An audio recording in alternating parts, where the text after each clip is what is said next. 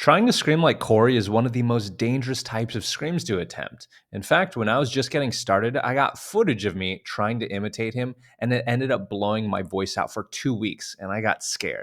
So I'm going to go over how to prevent that, as well as how to actually get a Corey Taylor style scream. And by the way, if you're new here, I'm David. I'm a full-time screaming coach since 2019, and I've helped over 2,200 students along their screaming journey. So first, we need to know what causes damage and why did I lose my voice for 2 weeks when trying? So to explain this, I first want to ask you, can you guess what you should look out for in order to prevent vocal damage from happening? Well, most people think that the answer is that you want to avoid doing things that cause discomfort, scratchiness, and pain. But in reality, that's not it. This is because our vocal cords, the tissues we want to protect, don't have as many sensitive nerve endings on them compared to other tissues in our throats. So as a result, it's possible to harm your voice without feeling discomfort. So then what causes damage? Yelling. You see, vocal cords are like guitar strings. They make noise through controlled vibrations. But if you yell, then the vibrations become so violent that they start slapping together. And if you continue this, then your vocal cords will start to get swollen and won't be able to vibrate properly. So in other words,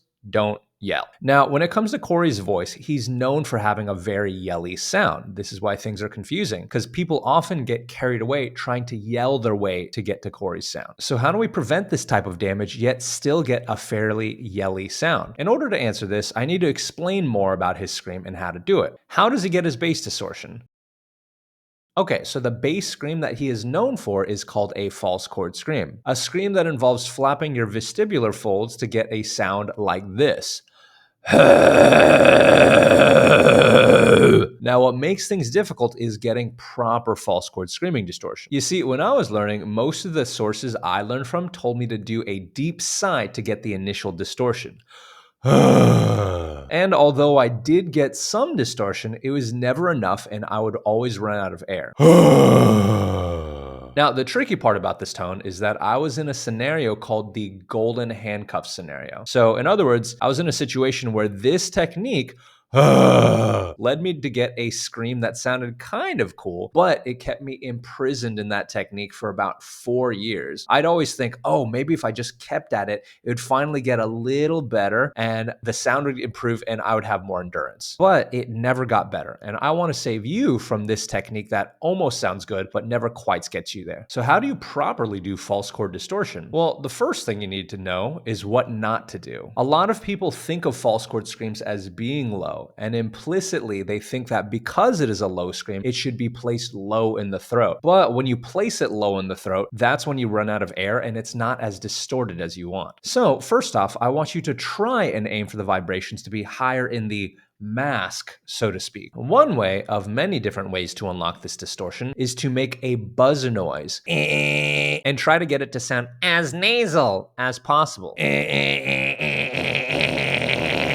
And once again, we want this to sound crunchy in a higher place compared to being low in your throat. And if this approach doesn't work for you, that's super normal. Everyone's relationship with their voice is super different. So there's no one-size-fits-all approach that works for everyone. For more approaches and an in-depth training about different types of screams, check out the link in the description. I'll give it to you for free. And once you have this, if you continue to squeeze in your throat with nasality, you'll be able to limit the rate of air loss while you're doing this. I'm losing more air.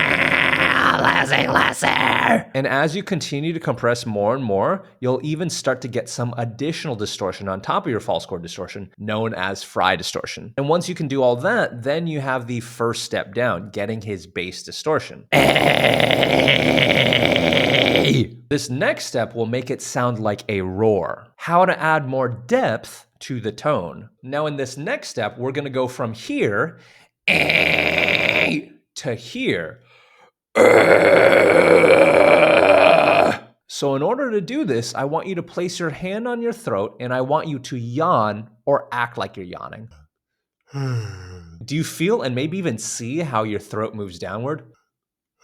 And by the way, this might be more visually prominent in males. This is what's called lowering your larynx. So we want to combine that with the high up distortion we got in the earlier step. And as a heads up, for many people, this is a very tricky part. And the reason why is because you have to balance both keeping the vibrations of the bass scream generally up here while you seek to lower your larynx. So it feels like you're kind of like torn between juggling two different things that feel very contradictory. And this process alone took me 6 months just to go from to but granted, I didn't really have any help for this particular step. So in other words, if you can't get it right away, I don't want you to worry. This step takes some time. Okay, so how do we take this tone to the next level?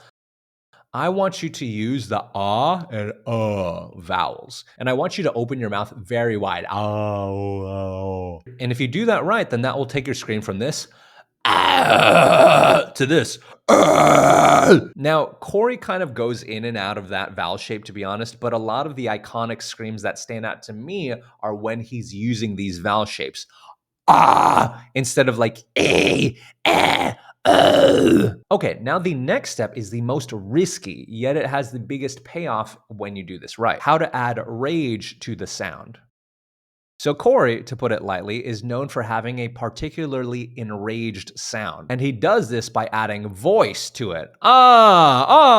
Voice. But remember how earlier I said that if you yell, that's going to stress your voice out? That's why you have to do this in a controlled way. The wrong way that most people try to do this is that they try to yell in order to get distortion. But the safer, more controlled way is that you first want to find the distortion and then add just enough voice on top of that in order to flavor your technique. The other thing that I wish someone had told me is that you have to add voice from the right place. Because if you add voice from down below, you'll compromise the distortion that we work so hard to cultivate at this point. And remember that the voice needs to be kept up here so that it's congruent and compatible with the distortion that we've created up here. Because if you create the distortion up here, and you add the voice from down here, then that's going to conflict and you're more likely to have the scream fall apart. The third thing I want to bring up is that each person has a different vocal range. So you want to use a note that makes sense for you, and it might not necessarily be the specific notes that Corey uses. For me personally, when I use the specific technique that Corey uses, it works best at this note. But if I were to go lower or higher,